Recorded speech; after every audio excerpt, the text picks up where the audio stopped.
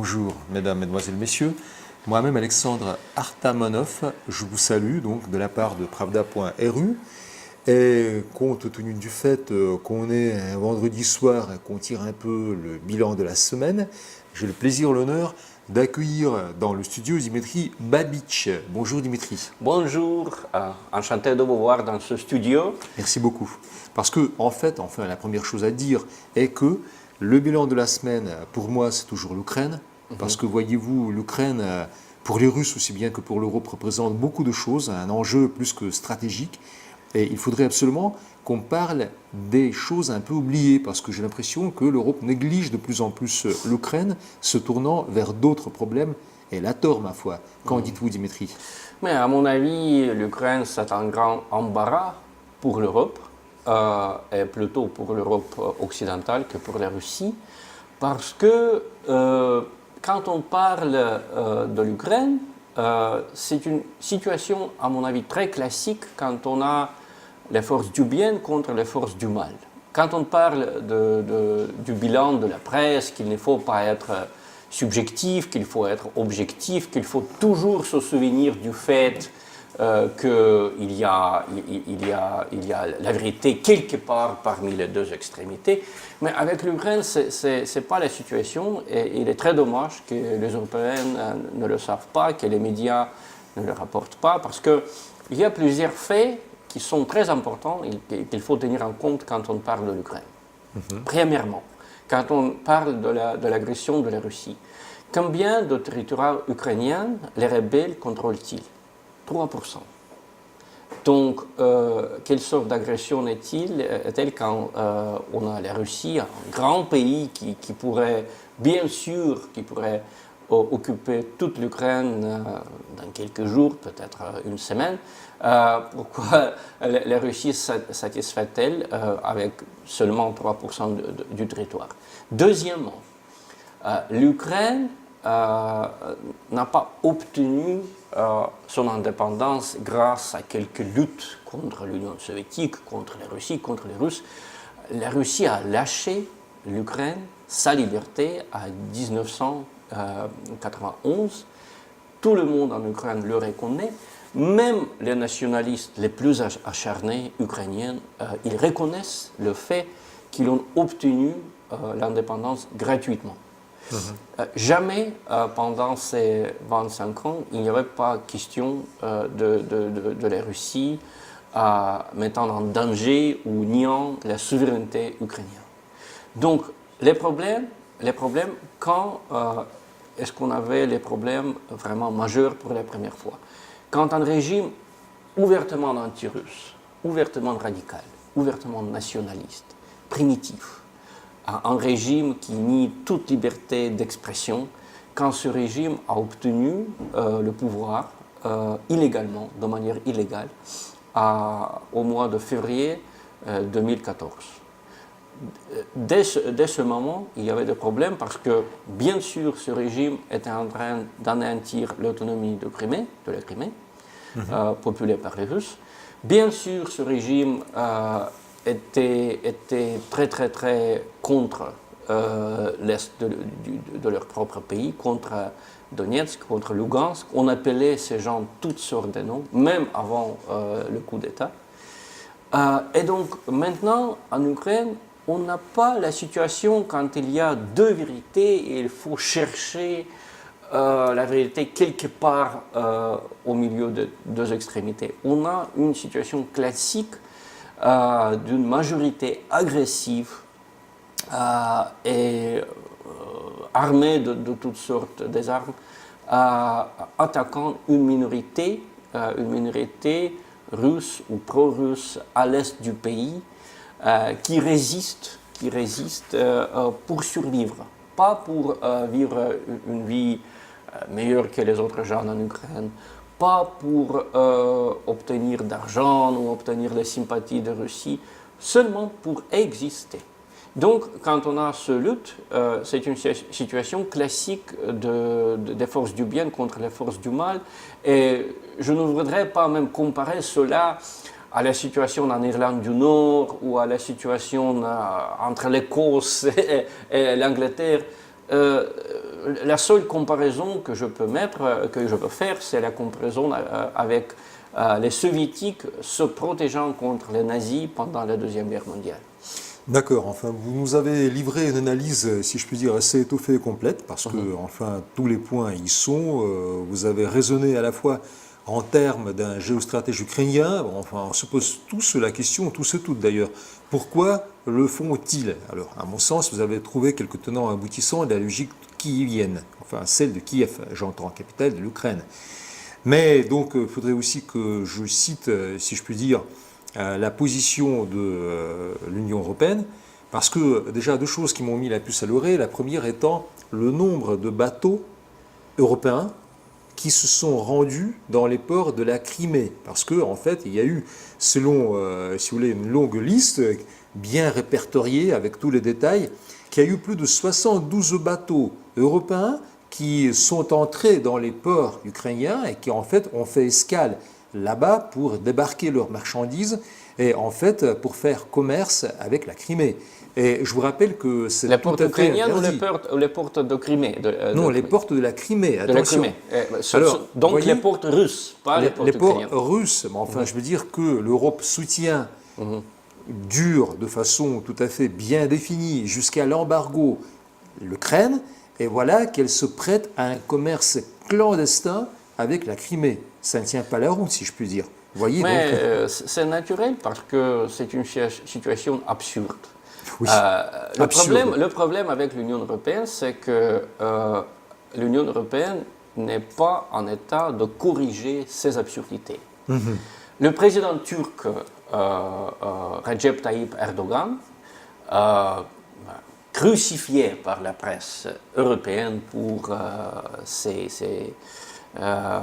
actions, quand même, il avait la force, il avait le courage de corriger son erreur, d'améliorer les relations avec la Russie et avec l'Israël. L'Union européenne n'est pas capable de cela. Si l'Union européenne fait une erreur, ça veut dire qu'on va redoubler leur énergie dans la poursuite de la même politique erronée. C'était l'histoire avec la Syrie, c'est maintenant l'histoire avec l'Ukraine et la Russie, mais c'est une situation qui n'est pas naturelle. La Crimée était une partie d'Europe depuis les temps antiques. Oui. Oublier la Crimée, on ne peut pas le faire. Il y a des gens civilisés, européens, qui vivent là-bas. Et la politique de l'Union européenne envers l'Ukraine. Cette semaine, l'Ukraine a élargi sa liste noire des sanctions contre les personnalités russes, contre les compagnies russes. Donc, il y a 150 plus de personnes russes à qui il était interdit d'entrer à l'Ukraine. Oui. Et voilà aussi le département d'État des États-Unis a suivi l'exemple ukrainien. Maintenant, ces gens sont aussi interdits à entrer les États-Unis. Mais qu'est-ce qu'on a maintenant à Kiev? On a un régime qui a interdit 500 écrivains et cinéastes russes, qui a interdit plusieurs milliers de films et de livres.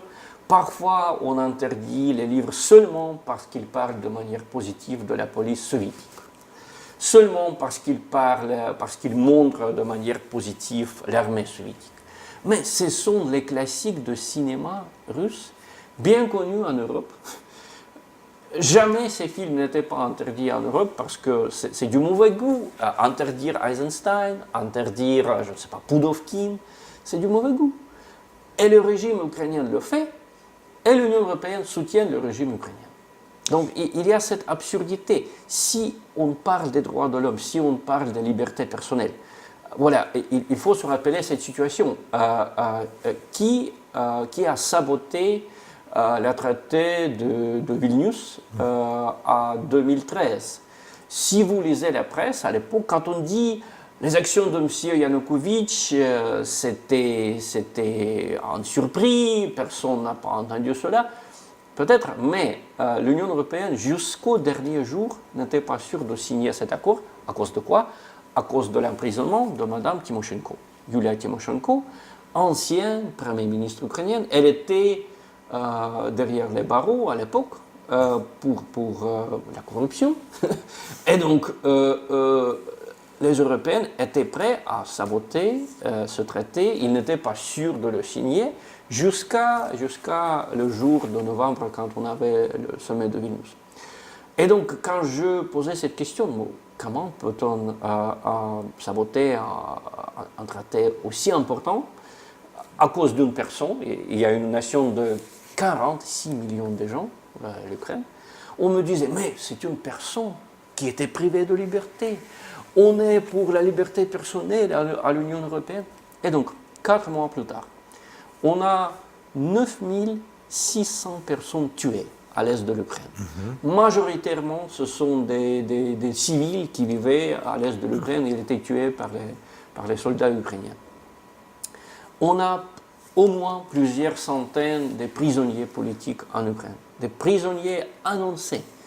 Dans la presse ukrainienne, on publie les articles. Tel ou tel maire, tel ou tel personnage de l'est du pays était arrêté et mis sous les barreaux parce qu'il a pris part, ou elle a pris part, dans l'organisation de référendum à l'est du pays.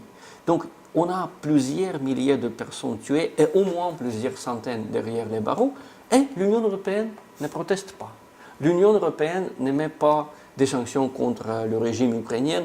On ne lève pas ce problème, jamais, pendant les pourparlers entre Poroshenko et ses homologues européens, ouest-européens.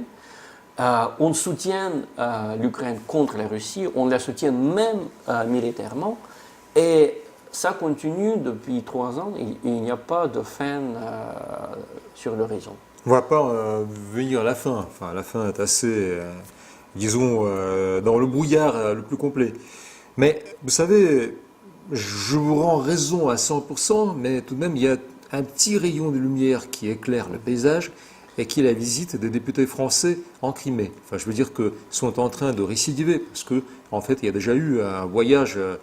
Et d'ailleurs, Émeric Choprade, que l'on a eu l'honneur de recevoir ici, Thierry Mariani, Claude Goasguen, et bien d'autres y ont été et ont participé. Mais ce que je voulais demander, ne trouvez-vous pas un peu aberrant et scandaleux que Thierry Mariani se fait menacer de prison après être rentré en France par le fait même d'avoir visité la Crimée? Vous voyez, menacé par les autorités ukrainiennes, bien sûr.